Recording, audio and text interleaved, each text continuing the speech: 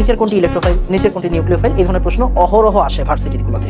নিচের কোনটি নিউক্লিওফাইল, নিচের কোনটি ইলেকট্রোফাইল, এগুলো আসবেই, তাই না? তার মানে এইগুলো মুখস্থ করার কিছু নাই। ইলেকট্রোফাইলরা পজিটিভ হবে, নিউক্লিওফাইলরা নেগেটিভ হবে। আবার আমরা ওই যে শিখছিলাম, মনে আছে, AlCl3 ইলেকট্রোফাইল, BF3 ইলেকট্রোফাইল। কেন কেন ভাইয়া? অষ্টক সংকোচন আছে, তার মানে কি এদের ইলেকট্রন লাগবে, তাহলে এরা ইলেকট্রনের প্রতি আকর্ষণ থাকবে। কথা বুঝো?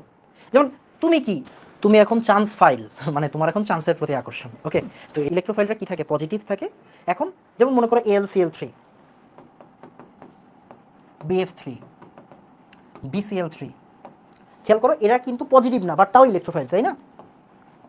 এরা পজিটিভ না, বাট তাও ইলেকট্রোফাইল, তার মানে এদেরকে আমরা বলি হচ্ছে নিউট্রাল ইলেকট্রোফাইল।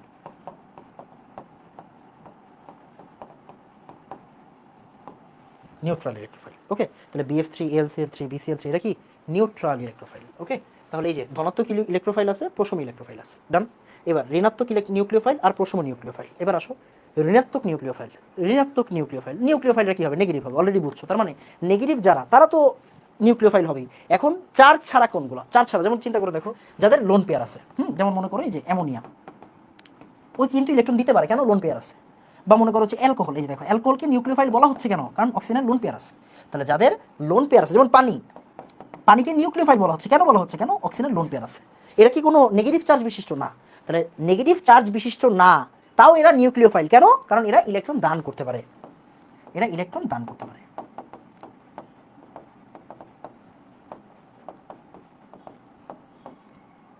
এরা ইলেকট্রন দান করতে পারে, right?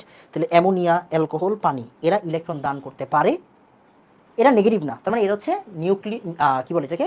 Negative nucleophile. Okay, neutral nucleophile. এই যে প্রশম নিউক্লিওফাইল, ঋণাত্মক নিউক্লিওফাইল, প্রশম ইলেকট্রোফাইল, ধনাত্মক ইলেকট্রোফাইল। ধনাত্মক মূলক বায়ন, এরা লুইস অ্যাসিড। যেমন আমরা জানি AlCl3 কি লুইস অ্যাসিড না? জানি না? জানি।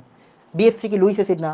রাইট। তোমার লুইস অ্যাসিড আর ইলেকট্রোফাইলের মধ্যে কি একটা কানেকশন আছে, আবার লুইস ক্ষার আর নিউক্লিওফাইলের মধ্যে একটা কানেকশন আছে। তার মানে প্রশ্ন যে কোনো ভাবে হতে পারে। নিচের কোনটি লুইস অ্যাসিড? এটাও কি অর্গানিকের প্রশ্ন ধরতে পারো, সমস্যা নাই।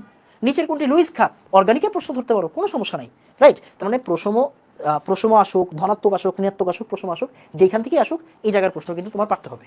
ওকে ওকে।